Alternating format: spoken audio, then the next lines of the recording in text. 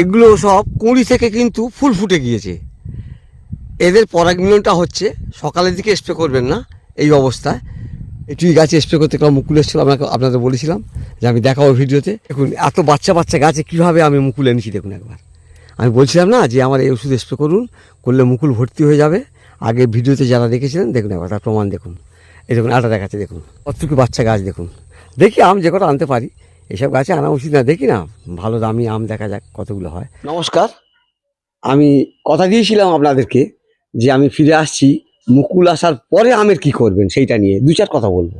রস শুষে খাওয়া পোকার জন্য, অর্থাৎ আপনার যে মানে ফুলটা খুলে গেল, খুলে গিয়ে এবারে ছোট্ট সাগুদানার মতো যে আমটা তৈরি হচ্ছে, ও রস শুষে খেয়ে ওইটাকে ফেলে দেবে, ঝাড়িয়ে ফেলে দেবে। এইটাই হচ্ছে ব্যাপার। এইভাবে আমটাকে ওরা ক্ষতি করে দেবে, আমের ক্ষতি করে দেবে। এই জন্য যে ছত্রাকনাশক ওষুধ বাড়িতে আপনার আছে তার সঙ্গে পোকার ওষুধ, রস শুষে খাওয়া পোকার ওষুধ যে কোনো একটা, সে আপনার এক্কা হোক, টাটামানিক হোক, বা আপনার ইমিডাক্লোপিড হোক, যে কোনো রস শুষে খাওয়ার কম দামের পোকা, থাইমেথাক্সাম হোক, একটা কিন্তু দিয়ে দেবেন। আরেকটা কথা বলি, সাবধান, থাইমেথাক্সামটার একটু কথা বলি আমি। থাইমেথাক্সাম একদম যেটা 15-20 টাকা, 18-20 টাকা করে যে পাতাগুলো বিক্রি হচ্ছে, ওইটা কিন্তু 20 লিটার জলে দেবেন। আমরা করেছিলাম কি একবার, বলে একটু কড়া কর দিত, সবে আমের গুটি ধরেছে, ওরে বাবরে, মানে 10 লিটার জলে, 10 লিটার নয় রেখেছিলাম, 9 লিটার জলে ওই এক পাতা দিতে দেখা গেল 2 দিন পরই দেখা গেল আমগুলো সব সব হলুদ হয়ে পেকে গেছে। সব লোক বলে কি এই বাচ্চা আম পেকে গেল কি করে। অর্থাৎ খুব সাবধান, আপনি মুকুলে বা ফুলে স্প্রে করছেন, প্রত্যেকটা ওষুধের ডোজ কমাবেন। আর যারা জৈবতে দেবেন, যাবেন বলছেন, তাদের বলবো বায়ো আর 303 বা কাকা, যেগুলো বাজারে পাওয়া যায় রস শুষে খাওয়া পোকার জন্য, প্রত্যেকটা ওষুধের পরিমাণগুলো কমিয়ে স্প্রে করবেন।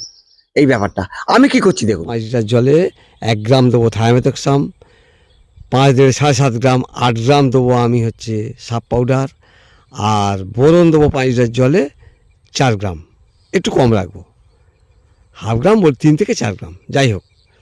এটা কিন্তু আমি দিয়ে স্প্রে করবো। এই দেখুন, যারা বাড়িতে আম গাছ করেছেন, টবে করেছেন, এই দেখুন এই স্প্রে হচ্ছে, দেখুন স্প্রে হচ্ছে, দেখুন এই বিকালবেলায়, পড়ন্ত বেলায় দেখছেন, পড়ন্ত বেলায় একটু বিকালের দিকে একটু স্প্রে করে দেবেন। একটা ওষুধ আমি দিচ্ছি কাকা, জৈব ওষুধ কাকা দিচ্ছি প্রতি লিটার জলে 1 মিলি, সেই সঙ্গে দিচ্ছি সাপ পাউডার 2 গ্রাম, বোরন 1 গ্রাম, এই মিশিয়ে কিন্তু স্প্রে চলছে। দেখুন আমের ফুলগুলো মুকুলের কুড়িগুলো খুলে যাওয়ার পরে কিন্তু এগুলো স্প্রে করতে হবে একবার, 5 দিন ছাড়া 2 বার বা 4 দিন ছাড়া 2 বার, যেটা আপনার পছন্দ হবে বা যেটা আপনার প্রয়োজন হবে। প্রচুর পোকা লাগলে 2 বার, 4 দিন ছাড়া দেবেন, তবে আমি 5 দিন ছাড়া 2 বার দেবো। দেখুন এগুলো ফুল খুলে গেছে, চুঙে যাচ্ছে। এখানে কিন্তু আপনাকে যারা জৈব করবেন, যে জৈব ছাড়া আমি 1 পা হাঁটবো না, তাহলে তারা ওই ট্রাইকোডার্মা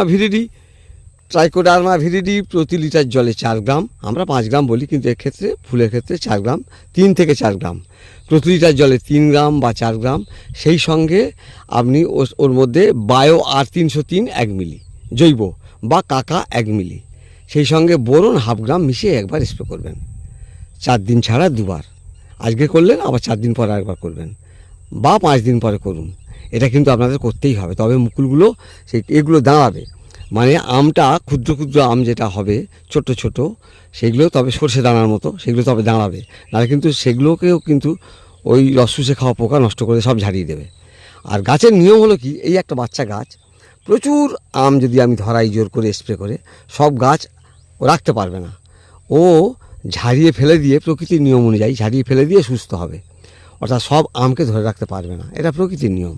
তা যাই হোক, যাতে সব না নষ্ট হয় সেই জন্য আপনাকে একটা ছত্রাকনাশক ওষুধ, একটা পোকার ওষুধ, সেই সঙ্গে আপনি বোরন একটুখানি দিয়ে অন্তত স্প্রে করে আমের কুঁড়িগুলোকে আগে ধরান, মটর দানার মতো হোক, তারপর পিজিআর মারবেন, বড় করবেন, ইত্যাদি ইত্যাদি, সে পরের ব্যাপার। দেখলেন তো, মুকুল আসতে চাচ্ছিল না এই গাছগুলো, বা এত বাচ্চা গাছে এত মুকুল এনেছি আমি, সেগুলোকে আমাকে রাখতে হবে যতটা পারি। দেখা যাক, ছোট ভিডিওটা রাখলাম।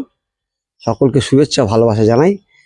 আম এবছর ভালো ফলবে বলে মনে হয়, এবং আমের দাম সস্তা হবে, প্রচুর আমের মুকুল আসছে দেখছি, আমটাকে রাখতে হবে।